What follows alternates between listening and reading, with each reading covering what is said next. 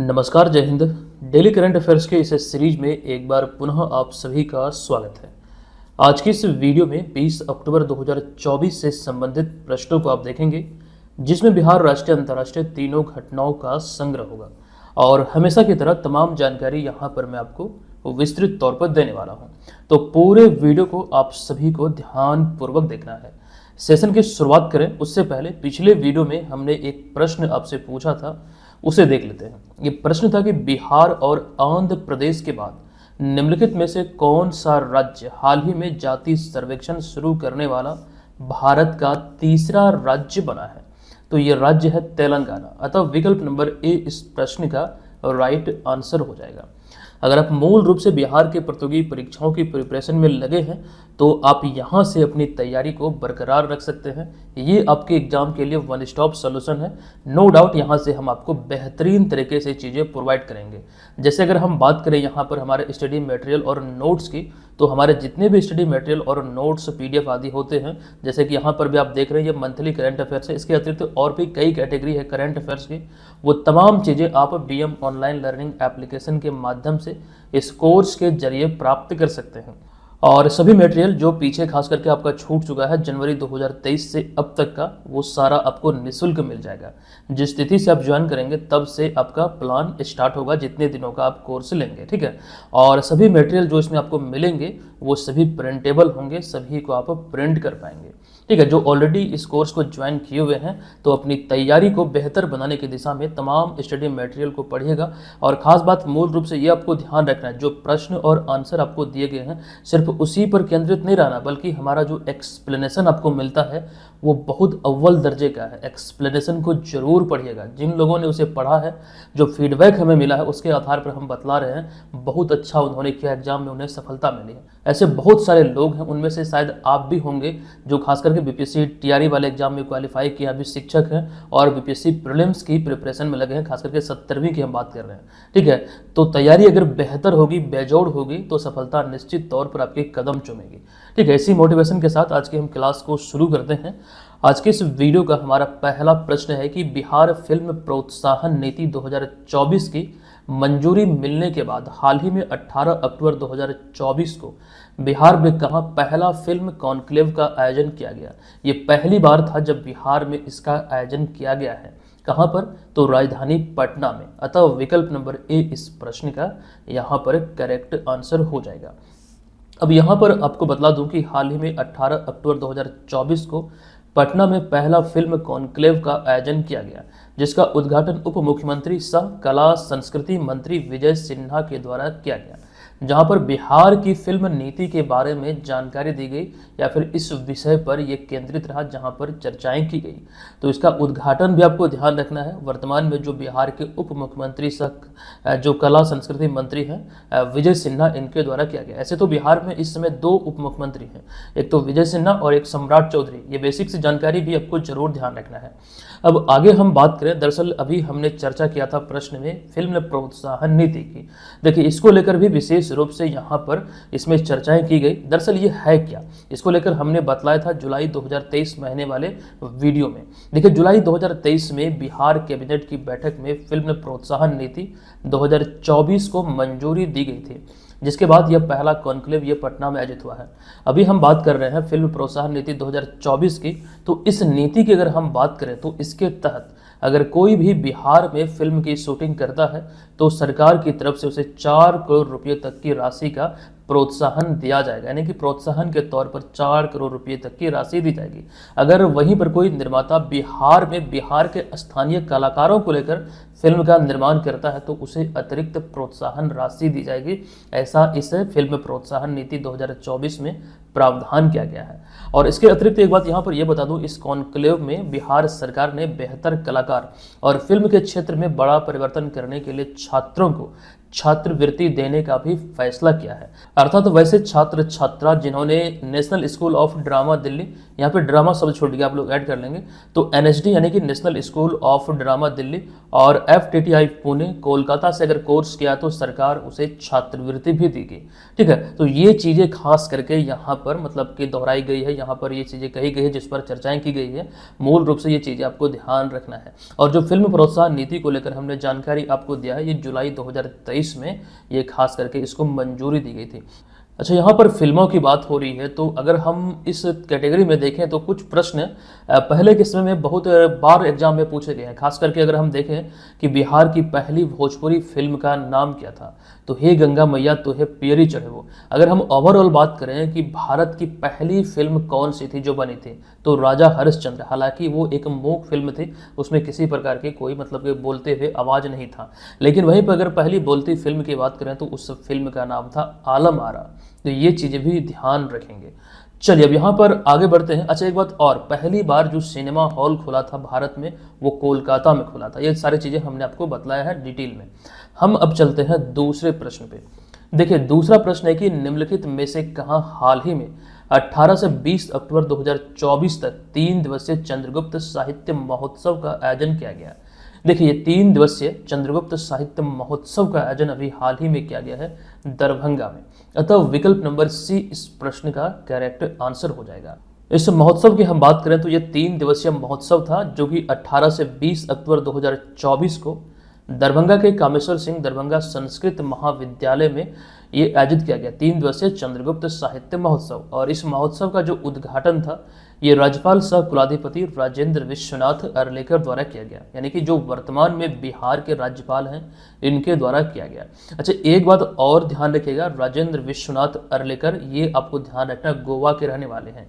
ठीक है। अच्छा, अब यहाँ पर महोत्सव की बात हो रही है बिहार के संदर्भ में, तो कुछ विशेष तौर पर जानकारी हम आपको देंगे, लेकिन उससे पहले एक नई अपडेट आप सबों को दे दूं। खास करके अगर 17वीं बीपीएससी प्रीलिम्स की प्रिपरेशन में लगे हैं तो आप सभी के लिए हमने एक टेस्ट सीरीज लॉन्च किया है जो कि सभी के लिए निःशुल्क है। आपको ये बीएम ऑनलाइन लर्निंग एप्लीकेशन पे मिल जाएगा। आप वहां पर टेस्ट सीरीज वाले सेक्शन में 17वीं बीपीएससी वाले टेस्ट सीरीज को सेलेक्ट करते हुए आप इसका लाभ उठा पाएंगे। ये वाला जो आइकन है इसी पे आपको क्लिक करना है। वहां पर इसमें आपको 1400 एमसीक्यू यानी कि 1400 प्रश्नों का सेट दिखेगा जो ऑनलाइन टेस्ट है, जो कि सिलेक्टेड प्रश्नों को हमने डाला है, जो कि आपको ध्यान रखना है बहुत ही लाभप्रद साबित होने वाली आप सभी के लिए। सभी लोग इस टेस्ट को पार्टिसिपेट कीजिए, डेली बेसिस पर इसका प्रैक्टिस कीजिए, निश्चित तौर पर आपकी तैयारी बेहतर होगी। अच्छा, इसके अतिरिक्त monthly Bihar special current affairs का भी वहां पर टेस्ट अपडेट कर दिया गया है। आप लोग इसमें भी जरूर पार्टिसिपेट करेंगे एप्लीकेशन के माध्यम से। ठीक है, चलिए अब यहाँ पर हम लोग बात कर रहे थे महोत्सव के बारे में। आपको बतला दूं कि पिछले साल महोत्सव से संबंधित खास करके बिहार के महोत्सव की बात करें तो यहाँ से एग्जाम में प्रश्न बना है। 2023 को लेकर बिहार में जो भी महोत्सव आयोजित हुए जो महत्वपूर्ण थे वो हमने इस स्लाइड के माध्यम से आपको बतलाया था, कई बार बतलाया था, और इसको लेकर विस्तृत चर्चाएं भी हमने किया था। ये तो शॉर्ट में यहाँ पर सभी महोत्सव की सूची को आप देख रहे हैं। तो इसी में से ये वाला प्रश्न आपके बीपीएससी टीआरई में पूछा गया था। 11वां थावे महोत्सव, यानी कि पूछा गया था कि थावे महोत्सव बिहार के किस जिले में आयोजित हुआ, तो गोपालगंज में 15 से 16 अप्रैल 2023 को। अच्छा, इसके अतिरिक्त बहुत सारे और भी महोत्सव 2023 से संबंधित हैं जो यहाँ पर आपको दिख रहा है। लेकिन बात अगर हम करें 2024 के बिहार के संदर्भ में, तो यहाँ पर जो इम्पोर्टेंट है उसका संग्रह हमने किया है। जैसे नागी पक्षी महोत्सव 2024, फिर बिहार जलवायु सम्मेलन एवं प्रदर्शनी, नारी शक्ति रेट्रोस्पेक्टिव प्रदर्शनी, स्वर्णिम मिथिला समिट, कुंडलपुर महोत्सव, भोजपुरी महोत्सव और अभी हाल ही में चंद्रगुप्त साहित्य महोत्सव। ये सभी कहाँ पर आयोजित हुए, किस तिथि को आयोजित हुए, ये तमाम चीज़ों का जिक्र यहाँ पर आपके समक्ष है। और इसका पीडीएफ फाइल जो आप लोग डाउनलोड करेंगे एप्लीकेशन से, तो अच्छी तरीके से इसे पढ़िएगा, याद रखिएगा। मैंने आपको कई बार बोला कि नोट्स तैयार करने में समय बर्बाद मत कीजिए। हम आपको बना बनाया नोट्स दे रहे हैं जिसके माध्यम से तैयारी को सुचारू रूप से आप संचालित कर सकते हैं। चलिए अब यहाँ पर हम आ चुके हैं तीसरे प्रश्न पे। ये तीसरा प्रश्न आपके समक्ष है कि नीति आयोग द्वारा 17 से 18 अक्टूबर को, यानी कि 17 से 18 अक्टूबर 2024 को निम्नलिखित में से कहाँ 2 दिन के अंतर्राष्ट्रीय मेथनॉल सेमिनार या फिर 2 दिवसीय अंतर्राष्ट्रीय मेथनॉल सेमिनार और एक्सपो 2024 का आयोजन किया गया। तो ये आयोजन अभी हाल ही में किया गया कहाँ पर, तो राष्ट्रीय राजधानी नई दिल्ली में। अतः विकल्प नंबर डी इस प्रश्न का यहाँ पर राइट आंसर हो जाएगा। आइए अब यहाँ पर इनसे संबंधित तथ्यों को देखते हैं। देखिए, नीति आयोग द्वारा हाल ही में 17 से 18 अक्टूबर 2024 को नई दिल्ली में 2 दिवसीय अंतर्राष्ट्रीय मैथनॉन सेमिनार और एक्सपो 2024 का आयोजन किया गया। और ये तो तिथि इंपॉर्टेंट है ही, और किसके द्वारा कहाँ पर आयोजित हुआ ये भी आपको ध्यान रखना है। साथ ही साथ यह आयोजन की बात करें तो संयुक्त राज्य अमेरिका के मैथनॉल संस्थान के सहयोग से ये आयोजित किया गया, ये भी इंपॉर्टेंट यहाँ पर ये पॉइंट है। देखिए, जहाँ पर दुनिया में मेथनॉल उत्पादन, अनुप्रयोग और संबंध तकनीक विकास संबंधित परियोजनाओं, उत्पादों और अनुसंधान एवं विकास पहलों की प्रगति पर चर्चा की, यानी कि जो अभी हाल ही में जो आयोजन हुआ यहाँ पर ये सारे विषयों पर चर्चा की गई। तो ये तो संबंधित बातें रही मेथनॉल से संबंधित। लेकिन एथनॉल की बात करें तो यहाँ पर बिहार के संदर्भ में एक बात जरूर ध्यान रखिएगा कि बिहार एथनॉल नीति को लागू करने वाला भारत का पहला राज्य है। ठीक है, ये सारी बातें आप लोगों को मालूम होगा। अच्छा, नीति आयोग की बात हो रही है तो नीति आयोग जो है ये बीपीएससी का एक फेवरेट टॉपिक है। हमने ये बात आपको कई बार बोला है। देखिए, 2015 में ये गठित हुआ था और तब से 3 बार बीपीएससी एग्जाम में, मुझे जहाँ तक पता है कि 3 बार एग्जाम में पूछा जा चुका है। तो इसमें सबसे पहला पॉइंट आपको ध्यान रखना है कि नीति आयोग में नीति का पूरा रूप जो होता है ये क्या होता है। तो national institution for transforming India, ये भारत सरकार का एक थिंक टैंक है जो कि सरकार के विभिन्न कार्यक्रमों और नीतियों के बारे में जानकारी प्रदान करता है। और जैसा कि हमने आपको बताया, इसकी स्थापना हुई थी 1 जनवरी 2015 को योजना आयोग के स्थान पर। योजना आयोग की स्थापना हुई थी 1950 में पंडित जवाहरलाल नेहरू के कार्यकाल में। इसी को समाप्त करते हुए एक नए सिरे से इसको स्थापित किया गया नीति आयोग के रूप में। वर्तमान में नीति आयोग के जो सीईओ हैं ये है वीवीआर सुब्रमण्यम, और अध्यक्ष या फिर चेयरपर्सन की बात करें तो ये है नरेंद्र मोदी। अच्छा, आपको हमने बताया था कि जिस प्रकार से योजना आयोग में इसके अध्यक्ष भारत के प्रधानमंत्री होते थे, उसी प्रकार से आपको नीति आयोग के भी संदर्भ में ध्यान रखना है कि जो इसके अध्यक्ष होते हैं वो भारत के प्रधानमंत्री होते हैं। अतः वर्तमान में इसके जो अध्यक्ष हैं वो नरेंद्र मोदी हैं। तो नीति आयोग से संबंधित इतनी सी बेसिक सी जानकारी है जो कि हर हाल में आपको याद होनी चाहिए। चलिए, चौथा प्रश्न है कि हाल ही में 17 अक्टूबर 2024 को उच्चतम न्यायालय ने नागरिकता कानून की धारा 6A को संवैधानिक रूप से वैध करार दिया है। बताएं कि नागरिकता कानून की धारा 6A कब अस्तित्व में आया था। क्योंकि ये अभी संवैधानिक रूप से वैध करार दिया गया है सुप्रीम कोर्ट की तरफ से। हमने इसी में पूछा आपसे कि ये जो कानून की धारा है, नागरिकता कानून की धारा 6A, ये कब अस्तित्व में आया था, वो ईस्वी कौन सा था। तो राइट आंसर होगा विकल्प नंबर डी, 1985 में। आइए इसको लेकर चीजों को विस्तृत तौर पर समझते हैं। देखिए, नागरिकता कानून की धारा 6A को 1985 में असम समझौते को आगे बढ़ाने के लिए संशोधन के बाद जोड़ा गया था। यानी कि ये कहें कि ये अस्तित्व में आया था कब, तो 1985 में, जिसे भी हाल ही में 17 अक्टूबर 2024 को उच्चतम न्यायालय ने संवैधानिक रूप से वैध करार दिया गया है। अब यहाँ पर देखिएगा, इनसे संबंधित कई सारे पॉइंट है। जैसे कि अगर हम बात करें इसे जो वैध करार दिया गया है, तो इसके तहत अर्थात तो वे लोग जो कि 1 जनवरी 1966 से पहले ईस्ट पाकिस्तान यानी कि पूर्वी पाकिस्तान जो कि बांग्लादेश है वर्तमान में, तो वहां से असम आए थे, उन्हें स्वतः नागरिकता मिलेगी। कहने का सेंस यहाँ पर यह है कि 1 जनवरी 1966 से पहले अगर कोई बांग्लादेश से असम आके बसे हैं तो उन्हें स्वतः नागरिकता मिल जाएगी भारत की। लेकिन दूसरी ओर आपको यह भी ध्यान रखना है कि अगर जो लोग 1 जनवरी 1966 के बाद से 25 मार्च 1971 के बीच बांग्लादेश से असम आए हैं, वे धारा 6A में दी गई योग्यता शर्तों को पूरी करने पर नागरिकता ले सकते हैं, नागरिकता प्राप्त कर सकते हैं। ये सारी चीजें इसमें प्रावधान है जो कि चीजें आपको ध्यान रखना है। यही तमाम चीजों को अभी वैध करार घोषित किया गया है सुप्रीम कोर्ट की तरफ से। अब ये जो फैसला आया है, यहां से भी एक प्रश्न अराइज होता है।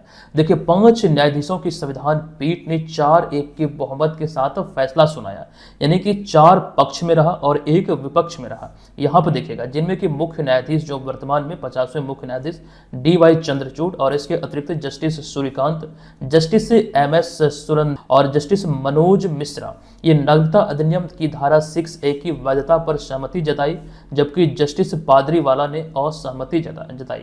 तो कुल मिला के जो यहाँ पर 5 न्यायाधीशों की संविधान की पीठ थी, ये 4-1 के बहुमत के साथ फैसला सुनाया है। तो यहाँ पर भी एक प्रश्न मुझे नजर आता है जो कि आप ध्यान रखेंगे। अच्छा, ये तमाम बातें हो रही है नागरिकता को लेकर। अच्छा, नागरिकता संशोधन अधिनियम को लेकर अगर हम आपको जानकारी दें तो ये बहुत ही ज़्यादा खबरों में रहा था, और यहाँ से भी तमाम चीज़ें जो आपको दिख रहा है ये जरूर याद रखना है। सबसे पहला पॉइंट यही है कि भारत में किस तिथि को नागरिकता संशोधन अधिनियम यानी कि CAA लागू हुआ था। तो रिसेंटली 11 मार्च 2024 को लागू हुआ है। इसका उद्देश्य पड़ोसी देशों से सताए गए अल्पसंख्यक समुदायों को भारतीय नागरिकता का मार्ग प्रशस्त करना है, और इसी के आवेदन के लिए यानी कि नागरिकता प्रदान करने के लिए ही केंद्रीय गृह मंत्रालय ने 15 मार्च 2024 को CAA 2019 नामक एक मोबाइल एप्लीकेशन भी लॉन्च किया था। ठीक है, ये तमाम चीज़ें जो आपको दिख रहा है यहाँ पर, और भी नीचे बहुत सारे पॉइंट आगे भी है, ये तमाम चीज़ों को आप लोग ध्यान रखिएगा। यहाँ पर आपको ये सारी चीज़ें एग्जाम में पूछे जा सकते हैं। ठीक है, जब नागरिकता संशोधन अधिनियम की बात हो रही थी, CAA की बात हो रही थी, ये चीज़ें बहुत ही खबरों में थी। ये चीज़ें हमने आपको बतलाया था, जो प्रमुख बिंदुएं हैं वो तमाम चीजें हमने आपके समक्ष रख दिया है। चलिए अब यहाँ पर हम चलते हैं अगले प्रश्न पे। अगला हमारा 5वां प्रश्न है कि भारत के मुख्य न्यायाधीश DY चंद्रचूड़ की सिफारिश के अनुसार निम्नलिखित में से कौन भारत के 51वें मुख्य न्यायाधीश होंगे? इनका नाम क्या है? तो राइट आंसर होगा विकल्प नंबर C यानी कि संजीव खन्ना। आपको जानकारी दे दूं कि भारत के 50वें व मौजूदा मुख्य न्यायाधीश धनंजय यशवंत चंद्रचूड़ यानी कि DY चंद्रचूड़ जो कि 10 नवंबर 2024 को सेवानिवृत्त होने वाले हैं। यानी कि वर्तमान में भारत के जो मुख्य न्यायाधीश हैं ये DY चंद्रचूड़ हैं, और ये सेवानिवृत्त होने वाले हैं 10 नवंबर 2024 को। और इन्होंने 51वें मुख्य न्यायाधीश के रूप में सुप्रीम कोर्ट के वरिष्ठतम जो सबसे वरिष्ठ न्यायाधीश हैं उनकी सिफारिश की। इनका नाम क्या है? तो संजीव खन्ना। इनके नाम की सिफारिश सरकार से किया था। जिसके बाद आपको यह ध्यान रखना है कि न्यायमूर्ति संजीव खन्ना 11 नवंबर 2024 को भारत के 51वें मुख्य न्यायाधीश के रूप में शपथ लेंगे, और उनका जो कार्यकाल होगा ये अगले 6 महीने का होगा। फिलहाल यहाँ से इतनी ही जानकारी है जो अभी मीडिया में है, जो अभी खबरों में है, वो चीज़ें हमने आपके समक्ष रख दिया है। अगर यहाँ से कोई नई अपडेट आती है तो वो भी हम आपको अवश्य बतलाएंगे। चलते हम यहाँ पर अगले प्रश्न पे। अगला हमारा 6ठा प्रश्न है कि प्रधानमंत्री नरेंद्र मोदी द्वारा 17 अक्टूबर 2024 को कहां आयोजित राष्ट्रीय जनतांत्रिक गठबंधन यानी कि NDA के मुख्यमंत्रियों और उप मुख्यमंत्रियों की सम्मेलन की अध्यक्षता किया गया? तो नरेंद्र मोदी द्वारा इसकी अध्यक्षता किया गया चंडीगढ़ में, अतः विकल्प नंबर C यहाँ पर इस प्रश्न का करेक्ट आंसर हो जाएगा। आपको जानकारी यहाँ पर दे दूं कि हाल ही में 17 अक्टूबर 2024 को चंडीगढ़ में आयोजित राष्ट्रीय जनतांत्रिक गठबंधन यानी कि NDA के मुख्यमंत्रियों और उप मुख्यमंत्रियों की सम्मेलन की अध्यक्षता प्रधानमंत्री नरेंद्र मोदी द्वारा किया गया। यहाँ पर 2 पॉइंट हैं, 2 प्रश्न हैं, ये कब आयोजित किया गया, और आपको ये भी ध्यान रखना है किनके द्वारा इसका उद्घाटन किया गया, कहाँ पर यह आयोजित हुआ, ये भी चीज़ें इंपॉर्टेंट हो जाती हैं। तो मूल रूप से देखा जाए तो जो राष्ट्रीय जनतांत्रिक गठबंधन यानी कि NDA के मुख्यमंत्री और उप मुख्यमंत्री हैं, इसी को लेकर ये अभी हाल ही में आयोजित हुआ था चंडीगढ़ में। अब यहाँ पर ध्यान देने वाली बात है कि यह सम्मेलन जो था ये हरियाणा के मुख्यमंत्री के शपथ ग्रहण समारोह के तुरंत बाद आयोजित हुआ। अभी हमने पिछले वीडियो में ही आपको बतलाया था कि जो खास करके हरियाणा में लगातार तीसरी बार भाजपा की सरकार बनी है, और हमने ये आपको बतलाया था कि जो नायब सिंह सैनी है लगातार दूसरी बार यहाँ के चीफ मिनिस्टर बने हैं। तो इनके शपथ ग्रहण समारोह के बाद तुरंत ये आयोजित किया गया, और इस सम्मेलन की बात करें तो यहाँ पर राष्ट्रीय विकास के मुद्दों पर विचार विमर्श किया गया, जहाँ पर संविधान के अमृत महोत्सव के आयोजन पर भी चर्चा हुई थी। ठीक है, ये ध्यान रखिएगा। अच्छा, वर्तमान समय की बात करें तो वर्तमान समय में भारतीय जनता पार्टी के 13 मुख्यमंत्री और 16 उप मुख्यमंत्री विभिन्न राज्यों में अपनी सेवा दे रहे हैं, जबकि अगर हम अन्य की बात करें उनमें महाराष्ट्र, आंध्र प्रदेश, बिहार, सिक्किम, नागालैंड और मेघालय के जो मुख्यमंत्री हैं ये पार्टी के सहयोगी दलों से शामिल हैं। ठीक है, तो ये चीज़ ध्यान रखिएगा। मुख्य रूप से देखा जाए तो आपको ये ध्यान रखना 13 मुख्यमंत्री और 16 उप मुख्यमंत्री कार्यरत हैं, जबकि उनमें ये सारी चीज़ें जो हमने बतलाया कि जो सहयोगी दल यहाँ पर कार्यरत हैं। ठीक है, तो ये सारी बातें यहाँ पर भाजपा से संबंधित है। अच्छा, नायब सिंह सैनी को लेकर अभी हम जानकारी आपको दे रहे थे। हाल ही में हरियाणा में बीजेपी ने यानी कि भारतीय जनता पार्टी ने लगातार तीसरी बार अपनी सरकार बनाई है, और 17 अक्टूबर 2024 को नायब सिंह सैनी लगातार दूसरी बार हरियाणा के मुख्यमंत्री के रूप में शपथ लिए हैं। अच्छा, हरियाणा के बारे में कुछ विस्तृत जानकारी, जो खास करके बेसिक सी जानकारी है, वो हमने कल आपको दिया था। आज हम इसे स्किप करते हुए चलते हैं अगले प्रश्न पे। ये अगला 7वां प्रश्न है कि हाल ही में भारत के किस ग्रैंड मास्टर ने लंदन में आयोजित WR शतरंज मास्टर्स कप 2024 का खिताब जीता है? तो राइट आंसर है विकल्प नंबर बी, यानी कि अर्जुन एरिगेसी। यहाँ पर बी नंबर इस प्रश्न का राइट आंसर हो जाएगा। आपको बता दूं कि भारतीय ग्रैंड मास्टर अर्जुन एरिगेसी ने फ्रांस के मैक्सिम वचर लाग्रेव को हराकर 2024 WR शतरंज मास्टर्स कप जीता है। इन्हें आप यहाँ पर तस्वीर में देख सकते हैं। देखिए, इस प्रतियोगिता का जो फाइनल मुकाबला था वो 17 अक्टूबर 2024 को लंदन में खेला गया था, या फिर लंदन में आयोजित किया गया था। अच्छा, अर्जुन एरिगेसी की बात करें तो मूल रूप से तेलंगाना के रहने वाले हैं, और आपको ये भी ध्यान रखना है कि वर्ष 2018 में ये भारत के 52वें ग्रैंड मास्टर बने थे। ठीक है, इंपॉर्टेंट पॉइंट है, ध्यान रखना है। अच्छा, वर्तमान समय के दृष्टिकोण से देखें तो वर्तमान में 85 ग्रैंड मास्टर भारत को मिल चुके हैं। अब यहाँ पर देखिएगा, ग्रैंड मास्टर की बात हो रही है तो 1987 में विश्वनाथन आनंद, जो कि ये भी तमिलनाडु चेन्नई के रहने वाले हैं, ये भारत के पहले ग्रैंड मास्टर बने थे। बहुत इंपॉर्टेंट पॉइंट। नेक्स्ट पॉइंट यहाँ पर है कि कोनेरू हम्पी और हरिका द्रोणावल्ली के बाद वैशाली रमेश बाबू भारत की तीसरी महिला ग्रैंड मास्टर है। वैशाली रमेश बाबू को यहाँ पर तस्वीर में आप देख सकते हैं। देखिए, वैशाली रमेश बाबू 84वीं ग्रैंड मास्टर बने थे, जो कि यहाँ से एक पॉइंट में अतिरिक्त आपको बता रहा हूँ, ये आर प्रज्ञानंदा जो कि 50वें ग्रैंड मास्टर बने थे भारत के, इनकी बहन है। और भारत में देखें तो भारत में शतरंज की दुनिया में ये ग्रैंड मास्टर का दर्जा पाने वाली पहली भारतीय भाई बहन की जोड़ी है, जो यहाँ पर इन्हें तस्वीर में आप देख रहे हैं। बहुत सारी उपलब्धियां इन्होंने शतरंज की दुनिया में हासिल किया है और भारत को गौरवान्वित होने का मौका दिया है। ठीक है, तो ये तो रही बात यहाँ पर इनसे संबंधित। लेकिन ओवरऑल अगर हम बात करें रिसेंटली भारत के कुछ ग्रैंड मास्टर की, तो ये कंप्लीट सूची आपके समक्ष है। देखिए, 80 से लेकर 85 तक की जानकारी आपके समक्ष है, जैसे कि विघ्नेश NR 80वें, सायंतन दास 81वें, मुपल्ला प्रणीत 82वें, आदित्य सावंत 83वें, वैशाली रमेश बाबू 84वें और पी श्याम निखिल जो अभी हाल ही में 50वें ग्रैंड मास्टर बने हैं भारत के। ये तमाम चीजें इंपॉर्टेंट होते हैं। चलिए चलते अगले प्रश्न पे। अगला 8वां प्रश्न है कि निम्नलिखित में से कौन हाल ही में फेमिना मिस इंडिया 2024 की विजेता चुनी गई है? देखिए, बहुत इंपॉर्टेंट प्रश्न है। फेमिना मिस इंडिया 2024 की विजेता चुनी गई है निकिता पोरवाल, यानी कि विकल्प नंबर ए यहाँ पर इस प्रश्न का राइट आंसर हो जाएगा, जो कि मध्य प्रदेश की रहने वाली है। देखिए, मुंबई के वर्ली में आयोजित प्रतियोगिता में उज्जैन मध्य प्रदेश की निकिता पोरवाल फेमिना मिस इंडिया 2024 की विजेता चुनी गई, जिन्हें आप यहाँ पर तस्वीर में देख सकते हैं। आइए इनसे संबंधित कुछ तथ्यों को देखते हैं, जैसे कि 16 अक्टूबर 2024 को पिछले साल की मिस इंडिया नंदिनी गुप्ता, जो कि राजस्थान की रहने वाली है, इन्होंने इन्हें ताज पहनाकर सम्मानित किया। ये भी आप ध्यान रखिए, 2023 में जो मिस इंडिया चुनी गई थी ये राजस्थान की नंदिनी गुप्ता। ये जानकारी ऑलरेडी आपको दिया गया है। देखिए, पहली बार है यह जब मध्य प्रदेश को यह खिताब मिला है, या फिर मध्य प्रदेश की ये नाम रहा है। और इस उपलब्धि के बाद अब निकिता जो है मिस वर्ल्ड प्रतियोगिता में भारत का प्रतिनिधित्व करेगी। यहाँ पर देखिएगा, नीतिका नहीं बल्कि निकिता होगा, इस चीज़ का आप लोग सुधार कर लेंगे। देखिए, मिस वर्ल्ड की बात हो रही है तो मिस वर्ल्ड 2023 की बात करें तो ये चेक गणराज्य की क्रिस्टिना पिस्जुगोवा ने अपने नाम किया खिताब को, जबकि मिस यूनिवर्स 2023 की बात करें तो निकारागुआ की सैनिस पालासियोस ने इसे अपने नाम किया है। तो ये दो जो सबसे बड़े सौंदर्य की प्रतियोगिता के विजेता हैं, इन्हें आपको ध्यान रखना है। देखिए, मिस वर्ल्ड 2023 की अगर हम बात करें, ये प्रतियोगिता का 71वां संस्करण था, जो कि 9 मार्च 2024 को भारत की मेजबानी में जियो वर्ल्ड कन्वेंशन सेंटर मुंबई में आयोजित किया गया था।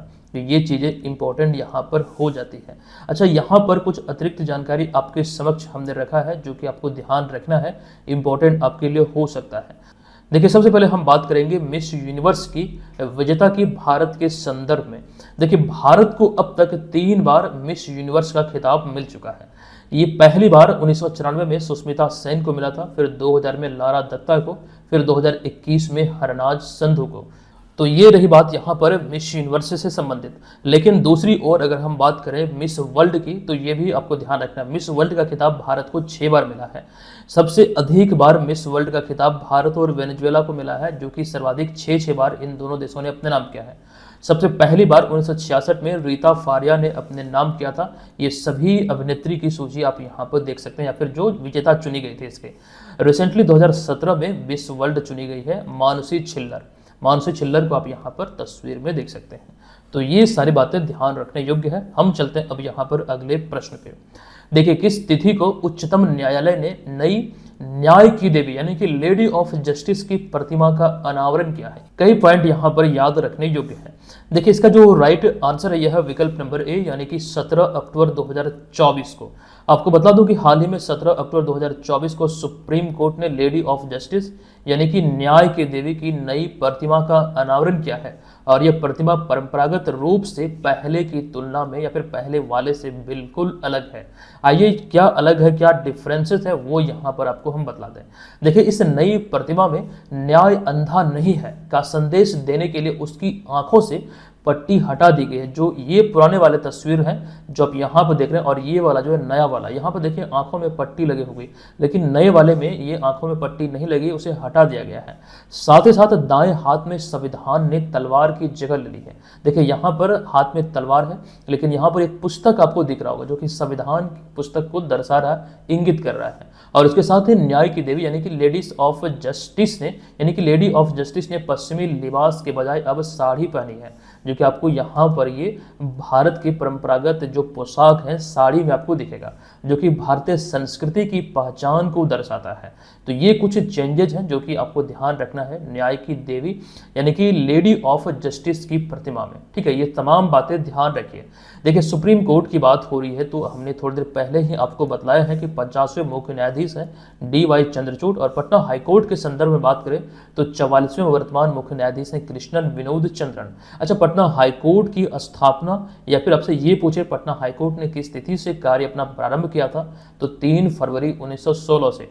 पटना हाईकोर्ट से संबंधित बिहार के एग्जाम में कई बार प्रश्न पूछे जाते हैं।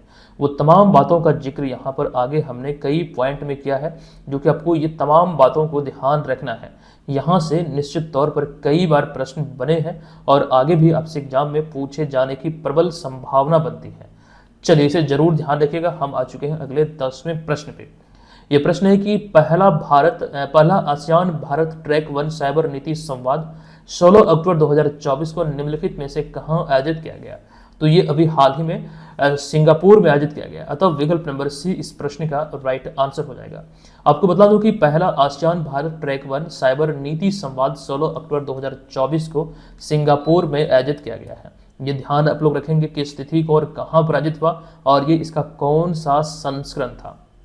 देखिए, यह अगर हम आयोजन की बात करें तो इसकी जो अध्यक्षता है विदेश मंत्रालय के साइबर कूटनीति प्रभाग के संयुक्त सचिव अमृत ए शुक्ला द्वारा किया गया, और इस वार्ता के दौरान दोनों पक्षों ने साइबर खतरे के परिदृश्य, राष्ट्रीय साइबर नीतियों और खतरे के आकलन आदि पर विचारों का आदान प्रदान किया। अब यहाँ पर इस आयोजन से संबंधित एक ये पॉइंट अति महत्वपूर्ण है। देखिए, फिलीपींस जो है ये आसियान भारत संवाद के संबंधों के लिए भारत देश का या फिर भारत का देश समन्वयक है। ये यहाँ पर ध्यान रखिएगा, इस पहले संस्करण की बात हो रही है फिलीपींस को लेकर या फिर भारत के संदर्भ में ये चीजें ध्यान रखना आपको चाहिए। चलिए, अब यहाँ पर अगला 11 नंबर पे आते हैं। प्रश्न है कि हाल ही में राष्ट्रीय सुरक्षा गार्ड यानी कि NSG की स्थापना दिवस मनाई गई है। बताएं कि वर्तमान में NSG के महानिदेशक कौन है? तो वर्तमान में NSG के महानिदेशक है B श्रीनिवासन, यानी कि विकल्प नंबर ए इस प्रश्न का राइट आंसर होगा, जो कि हाल ही में इस पद पर नियुक्त हुए हैं, जो कि नलिन प्रभात की जगह लिए हैं, और हमने ये जानकारी आपको रिसेंटली दिया है। देखिए, राष्ट्रीय सुरक्षा गार्ड NSG जिसे कि आमतौर पर ब्लैक कैट के रूप में भी जाना जाता है, यह गृह मंत्रालय के तहत भारत की एक आतंकवाद रोधी इकाई है। इसकी स्थापना 16 अक्टूबर 1984 को सिख आतंकवादियों के खिलाफ ऑपरेशन ब्लू स्टार के बाद आतंकवादी गतिविधियों का मुकाबला करने और आंतरिक गड़बड़ियों से राज्यों की रक्षा करने के लिए की गए थे। 16 अक्टूबर 1964 को की गई थी, जो खास करके ऑपरेशन ब्लू स्टार के बाद ये अस्तित्व में आया था, और इसका जो मुख्यालय है ये नई दिल्ली में है, राष्ट्रीय राजधानी नई दिल्ली में इसका मुख्यालय है। अब यहाँ पर आगे हम कुछ चीज़ों की बात करेंगे, जैसे NSG के वर्तमान में जो महानिदेशक हैं, आपको इसको लेकर जानकारी दे दूँ। दरअसल यहाँ पर आपको ये ध्यान रखना है कि बिहार कैडर के 1992 बैच के IPS अधिकारी B श्रीनिवासन, जो कि वर्तमान में राष्ट्रीय सुरक्षा गार्ड यानी कि NSG के महानिदेशक हैं। अच्छा, इसके अतिरिक्त एक जानकारी और भी दे दूं कि 30 अगस्त 2024 को 1989 बैच के भारतीय पुलिस सेवा के अधिकारी आलोक राज को बिहार का नया पुलिस महानिदेशक नियुक्त किया गया है। यानी कि बिहार का नया डीजीपी नियुक्त किया गया है, जो कि 31 दिसंबर 2025 तक इस पद पर बने रहेंगे। और उन्होंने इस पद पर मौजूदा जो डीजीपी थे RS भट्टी, उनका स्थान लिया। इनका पूरा नाम था राजविंदर सिंह भट्टी, इन्हीं का इन्होंने स्थान लिया है। चलिए आगे चलते हैं अगले प्रश्न पे। 12वां प्रश्न है कि हरियाणा की किस कलाकार ने लंदन में विक्टोरिया एंड अल्बर्ट म्यूजियम में इलेक्ट्रेशन अवार्ड में मैरीगोल्ड्स कलाकृति के लिए उभरते हुए चित्रकार श्रेणी में जीत हासिल की है। मैरीगोल्ड जो कलाकृति है ये इनकी खुद की कलाकृति है और इनका नाम है, राइट आंसर हो जाएगा विकल्प नंबर डी, यानी कि अदिति आनंद। ये तमाम चीजें लिखी गई करनाल हरियाणा के 25 वर्षीय कलाकार अदिति आनंद ने लंदन में प्रतिष्ठित विक्टोरिया एंड अल्बर्ट म्यूजियम के इलेक्ट्रेशन अवार्ड में अपनी कलाकृति मैरीगोल्ड्स के लिए उभरते हुए चित्रकारों की श्रेणी में जीत हासिल की है। एक बहुत बड़ा सम्मान है जो इन्हें मिला है। तो ये आप इन्हें तस्वीर में देख सकते हैं। फिलहाल यहाँ पर ये इंपॉर्टेंट है किस कलाकार ने इसे अपने नाम किया, यानी कि उनका नाम क्या है और कहाँ पर अपने नाम किया, कहाँ की रहने वाली है। ये 2-3 चीजें यहाँ से इंपॉर्टेंट बस हो जाती है, ध्यान रखने योग्य है। ठीक है, चलिए अब यहाँ पर हम चलते हैं आज के इस वीडियो के प्रश्न की ओर। लेकिन उससे पहले अगर आप लोग बीपीएससी प्रीलिम्स एग्जाम की प्रिपरेशन में लगे हैं तो आप ये ध्यान रखेंगे बीपीएससी एग्जाम का जो डेट है वो बढ़ के हो चुका है 13 दिसंबर 2024।